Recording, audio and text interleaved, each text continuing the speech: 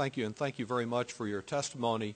I know you're very new to the Pentagon, and I think your comment just now that the Pentagon is trying to discipline itself under new leadership is a very new approach at the Pentagon, one that is long overdue. We have had a shovel-ready approach to the Pentagon in the past from Congress. We shoveled out hundreds of billions of dollars as quickly as President Bush asked for it, time and time again. When his Office of Management and Budget initially did a rating system on fiscal management at federal agencies, the Pentagon got an F. It kept getting an F until they stopped rating it. And I don't think that the taxpayers have been getting their money's worth. I'm also encouraged that while not brand new to the Pentagon, Secretary Gates has been telling all who would listen that American taxpayers cannot continue to pay for an unlimited Pentagon budget just because members of Congress are fearful that they'll be attacked as weak on security if they don't approve every mismanaged dollar that goes there. And I hope that despite the many political pressures that come from the Congress and the lobbying teams for every major weapon system that are usually larger than the number of members in Congress, that he and you will stick to that approach of making the tough decisions and seeing whether some of these Cold War weapon systems really serve any purpose in assuring our national security. And I applaud you in the tough job that you have ahead, but you will find at least a few allies here in Congress who want to apply the same fiscal standards to the Pentagon that apply to the rest of the government and have not applied there in the past. I want to ask you about one specific project, and again, I'm not asking you for your policy advice because I have strong feelings about this, but on the dollars, and that's the question of missile defense. As it relates to other major weapon systems, how does the missile defense money compare to other major weapon systems going forward there?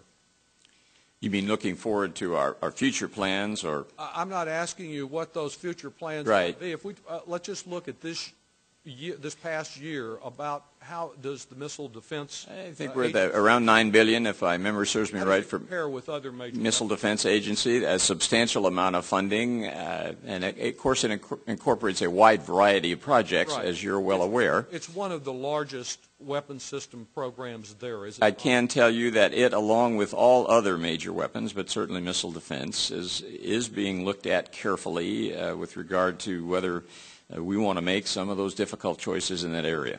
And I understand you're not here to say what the result would be. I will tell you my feeling is that missile defense has relied much more heavily in the last 8 years on ideology than on science. And it has, as the General Accountability Office report of this Monday pointed out in more diplomatic and delicate terms, often taken the approach of build it and it will work.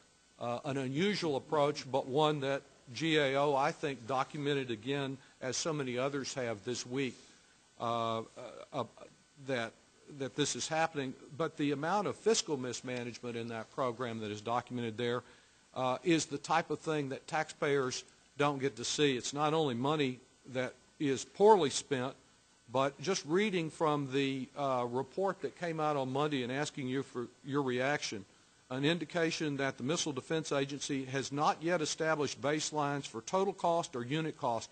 For the 6th year, the GAO has not been able to assess Missile Defense Agency's actual cost against a baseline.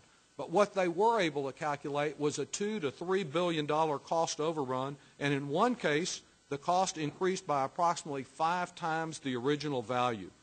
At the same time, they note overall testing achieved less than was planned, and they criticized the fact of this, what I call the build it and it will work approach. How do you tackle something that has had so much money poured on it, so many years of mismanagement, which appears to be continuing right through this week?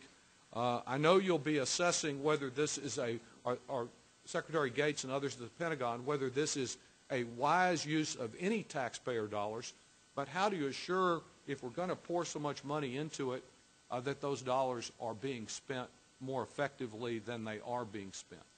Well, that's a good question and a hard one. I think that the basic notion of instilling discipline in the Pentagon needs to extend to MDA. We need baselines. That is a standard way of assessing how well we're doing, both in terms of cost and schedule.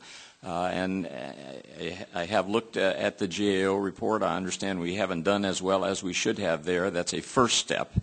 I think there also needs to be a review of each of the many programs that are embedded under that overall rubric of missile defense to decide whether the priority they should have. Let me put it that way. And there may be, the Secretary has said that he's going to be willing, if he thinks it's the right thing to do, to terminate some programs. There's areas, missile defense and others, where it may be appropriate to consider just that.